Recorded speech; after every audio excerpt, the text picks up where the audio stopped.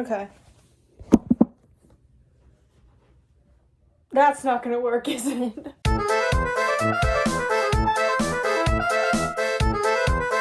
Is that better? Like, does this work? I think it's a little far from my taste. My goodness, that angle is horrifying. Is it straight?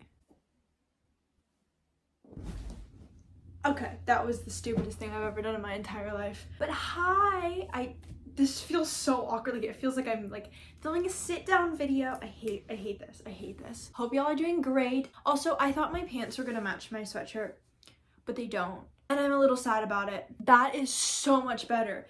Is it cold? Yes. Is it gonna look better? Yes, and I'm willing to make that sacrifice. I thought I would show you guys, or like tell you, what I read in January.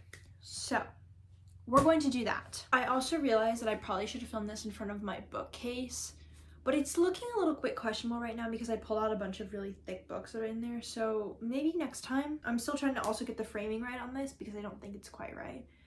So, if it's crooked, I'll try to fix it, but if it's crooked, I'm really sorry because I have, besides the like grid on my phone, I have no idea how to fix that. So anyways, we're pulling out my trusty laptop. I love her with my whole heart. And we're pulling up Goodreads. In case anyone is curious, I use both Goodreads and Storygraph to track my reading stats. I love Goodreads with my whole heart. Lucy Dacus follows me on Goodreads, friends on Goodreads, and I had to mention that because it's very, very important to me. I figured I would tell you what I read this month because I actually have read 12 books, which is I think more than I read in any other month, and I'll get to why in a minute. Because it's not like I was actually reading, I actually did read 12 books. I have to explain. So, the first book that I read this year was Great Expectations. And I actually started this book, I believe, in November. So this was my second try reading this book. And it was interesting. I got a lot of really valuable things from this book. But it was incredibly long and incredibly detailed where it did not need to be detailed. And the thing is, though, I understand you, Charles Dickens, if you're listening to me beyond the grave. I don't mean that in like a weird spiritual way, I was just joking. But anyways, I can't really blame him because I also kind of write like that. So I appreciated it a lot. It was just very clunky to get through. And I wasn't super invested in the story, but it was okay. I enjoyed it in that it's a classic book of literature and I understand why it was so interesting. Anyways, I rated it 3 stars. I also read, this version doesn't look like a regular version of Great Expectations. This is my mom's teacher's reader's guide book from when she was teaching. There's a lot of her notes in it, so that was kind of fun to read. Put a bunch of notes in it and just things about characters. It actually ended up being really helpful because, as I said, it was kind of a clunky read. And it took me several months, but I did finish it in January, and it was the first book I finished in January because I was determined to get it done and just move on to new books in the new year. So that's what I did. Okay, now we are going to get to what accounts for the majority of the books that I read this month. And it was an interesting phase. Here's a little backstory for you, story time. I was scrolling on TikTok, as one does, and there was a trend going around recently that was talking about, it was like, it would be a screenshot of this like tweet that said the bond between a girl and the book she read when she was 13 or whatever, and then the next picture would be a bunch of books. I'm sure you've seen it, but I had been seeing a bunch of those, and one of them I saw was of Keeper of the Lost Cities. Now, if you know, you know. I talked about Keeper of the Lost Cities actually in my journaling video. It was such an enjoyable series for me, and my friends and I all were obsessed with it at one point in like 7th grade. When I was reading it, I stopped reading after the 5th book because that was the most recent book that had come out. And I found out that there are 10 books now. And I was like, I have to know what happened because I am so invested in this story. And I desperately need to know what happened to Sophie. So important to me. I went back and I read, I was gonna say the entire series, but I've only made it through part way, and then I ended up reading other things because I was like, I have to read something that's not the series. So I did, I sat down and I read all of the 5 books that I had already read, and then I read 2 more. That's what 7 of these books were.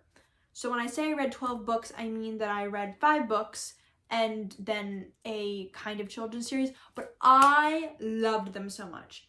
I also happened to read a bunch of them while I wasn't feeling well because For some reason, I was sick like this entire month. I ended up reading a bunch of them while I wasn't feeling well, so I was just sitting in bed reading all day. Half of these books I read in the span of like a week because I was kind of doing nothing else. Here are I was gonna say middle three, but the second, the third, and the fourth one. I got these as gifts when I was still really into the series. I read the first one as an ebook. I read the middle three, these three, hard copy. Anyways, and then I read the last three as ebooks. I could not talk enough about this series. I enjoy it so much. I do believe that the books are getting less good, and I think part of it is because she was releasing a book like every year, and there kind of is like not a lot of content, like not a lot happens in the most recent book that I read, which was Flashback. Who knows? But I will keep you updated, hopefully in the next reading update if I do another. If I don't, I'm sorry, but you can follow me at Goodreads. We can be friends. We can absolutely be friends. I did read Keeper of the Lost Cities, which is the first one, and then I read Exile, Everblaze, Never Seen, Lotus Star, Nightfall, and Flashback. That was interesting. If you're into the scene, which who is into the scene, dude? Like I read these back in like 2017. The time has passed, but I'm still here. I'm still the restaurant. So the last 4 books I read this month, one of them was something new that I haven't done. It was listening to an audiobook. Now, this is interesting. I listen to the audiobook with books on Spotify because I have Spotify Premium, and I think you get a certain amount of free hours of listening per month. I don't really know, but I'm not planning on listening to a ton. The book that I listened to was The Summer I Turned Pretty. If you know me, you know that I love The Summer I Turned Pretty. It's so just my energy. I love Belly. She's my favorite person ever. I know people think she's annoying, but I'm also annoying. So we go hand in hand. It's great. It's perfect. I am absolutely obsessed with the show. And so I said, I'm gonna read the books, but I never really got around to reading them. I ended up listening to the audiobook because it was on there. It was really nice listening to an audiobook, first of all. Those are my thoughts on audiobooks. I have always kind of been not against them, but I've always been wondering like, oh, is that real reading? Like, I don't really know how I feel about it. I still haven't really decided. If you're reading an audiobook, you're reading a book. Okay, I'm just gonna, you do whatever, you consume the book however you want to consume the book. But it always felt like a little bit of cheating on my end. It was very nice to listen to the audiobook and do other things. Like I sat down and I folded laundry for like an hour and I listened to the audiobook, and not only was I very well entertained because I didn't have to really focus on anything else, but my family was very happy that I folded all of their laundry. So, grade pluses on all sides. I did not like this book as much as I thought I would. I love the TV series so much, and it is very not often that I prefer a TV series or a movie to the books. But I think the phase of life that you have to be in to read this kind of book is a phase that I have kind of exited. They're very young.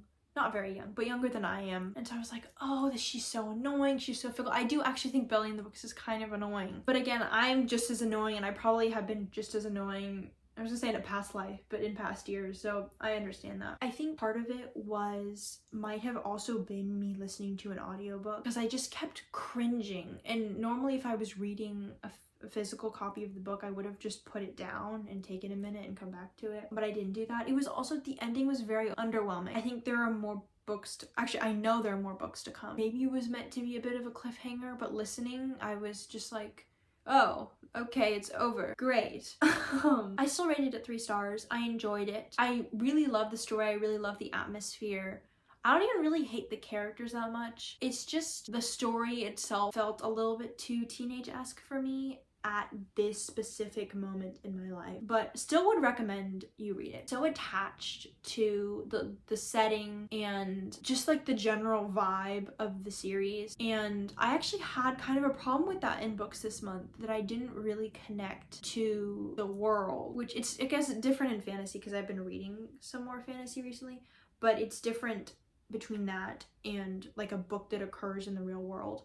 But I didn't particularly love it as much as I thought I was going to, which is kind of sad. Next book that I read was Where the Crawdads Sing. I'm gonna be really honest, I read this book mostly because I know that Taylor Swift has a song on the soundtrack. I'm really glad that I read it, actually.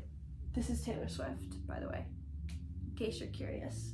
Looking great, Taylor. I actually really enjoyed this book. I thought it was a really good balance between kind of a little bit of a thriller and a little bit of commentary about nature and a little bit of romance.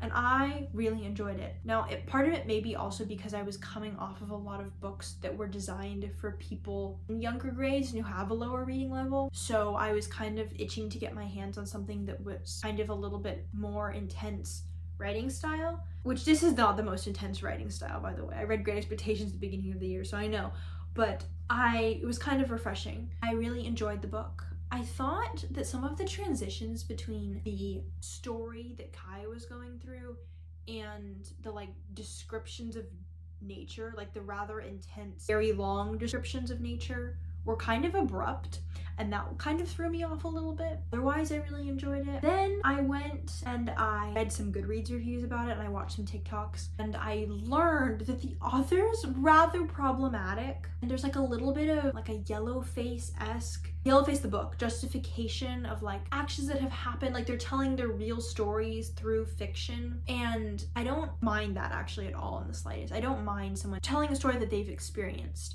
But I think the problem comes in when people try to explain these stories and then also through the writing they justify the actions of the character and then therefore the actions of their own actions. So that was interesting. It threw me off a little bit. I also read that some of the depictions of like the Carolinas were not super accurate.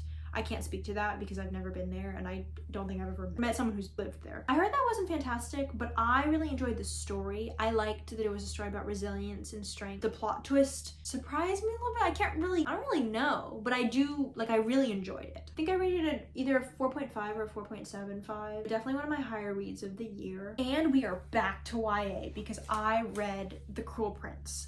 And this has been on my TBR, so I'm like trying to figure out where to put my laptop. So I did end up reading The Cruel Prince, and it was better than I expected and also worse than I expected. I don't really know how I feel about it, and I think my opinion may change if and when I read more of the books in the series. I know it's very popular among a lot of people. I didn't really fall in love with the world building like everyone else kind of has.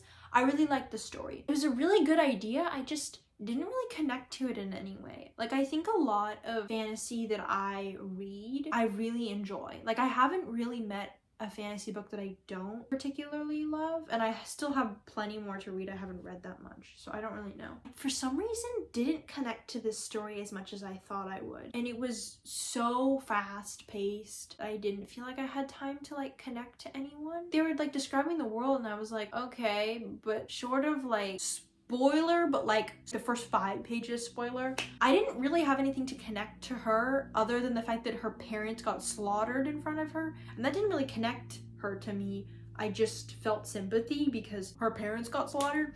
So I didn't really know where to go with it. I thought the enemies to lovers in this book is insane, and I'm sure it will be even more insane in future books because it's not over. And that I really enjoyed. I think I need to sit with it more. I don't know if it's just that I read it really fast. There was some sort of disconnect. I did rate it 4 stars, so definitely, again, a good read. Haha, Goodreads.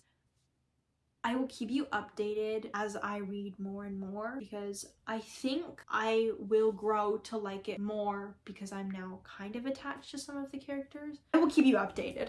And then the last book, which I finished today, so today is January 31st is when I'm filming this. I read Divine Rivals, and I read it in like 2 days. It was a very quick read. I really enjoyed this. I really loved it. This book kind of ends on a bit of a cliffhanger because I do know that there's another book. I think it's called Ruthless Vows, I believe. I liked the world building. I liked the story. I liked the idea. It was kind of like there were some moments in it that were really feel good, and I think that's kind of what I've been craving a little bit, which may be also why I didn't really connect to The Cruel Prince, because I'm not really in a phase of life where I'm looking for something that's a little bit dark, which all of these things are dark, but like I need something heartwarming to pick me up at the end. Long story short is I'm still really in love because I just finished it, but I really loved it. I rated it like 4.75 stars.